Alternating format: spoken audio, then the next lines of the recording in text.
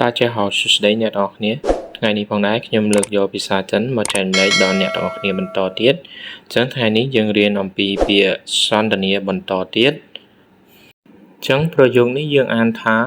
你下一站要下车你下一站要下车你下一站要下车យើងបកប្រែថាអ្នកត្រូវចុះនៅចំណតបន្ទាប់你下一站要下车ប្រយោគបន្តទៀតយើងអានថាអូ我睡着了哦我睡着了哦我睡着了ចឹងយើងបកប្រែថាអូខ្ញុំគេងលក់ហើយអូ我睡着了ប្រយោគបន្តទៀតយើងអានថា不好意思不好意思不好意思ចឹងយើងបកប្រែថាសូមអភ័យទោស不好意思សូមអភ័យទោសឬក៏សូមទោស不好意思ប្រយោគបន្តទៀតយើងអានថា没关系我很喜欢你没关系我很喜欢你没关系我很喜欢你ចឹងយើងបកប្រែថាមិនអីទេខ្ញុំស្រឡាញ់អ្នកណាស់没关系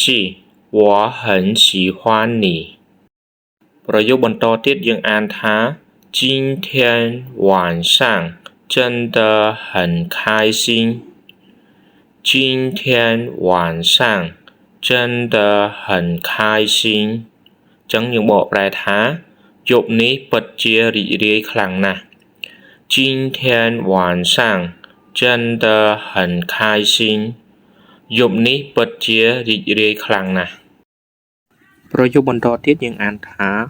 我也喜欢你我也喜欢你我也喜欢你ចឹងយើងបកប្រែថាខ្ញុំក៏ស្រឡាញ់អ្នកដែរ我也喜欢你ខ្ញុំក៏ស្រឡាញ់អ្នកដែរ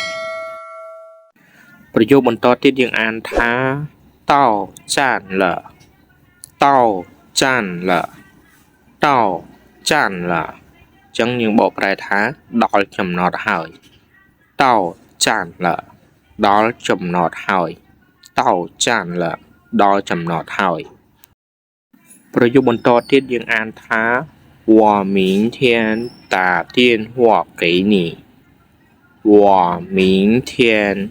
打电话给你ចឹងយើងបកប្រែថាថ្ងៃស្អែកខ្ញុំខលទូរស័ព្ទឲ្យអ្នក我明天打电话给你ថ្ងៃស្អែកខ្ញុំខលទូរស័ព្ទឲ្យអ្នកចឹងពាក្យនេះយើងអានថាវ៉ាន់អានវ៉ាន់អានវ៉ាន់អានយើងបកប្រែថារាត្រីសួស្តីវ៉ាន់អានរាត្រីសួស្តីចឹងប្រយោគចុងក្រោយយើងអានថា晚安等你电话晚安等你电话ចឹងយើងបកប្រែថារាត្រីសួស្តីរងចាំទូរស័ព្ទអ្នក晚安等你电话រាត្រីសួស្តីរងចាំទូរស័ព្ទអ្នក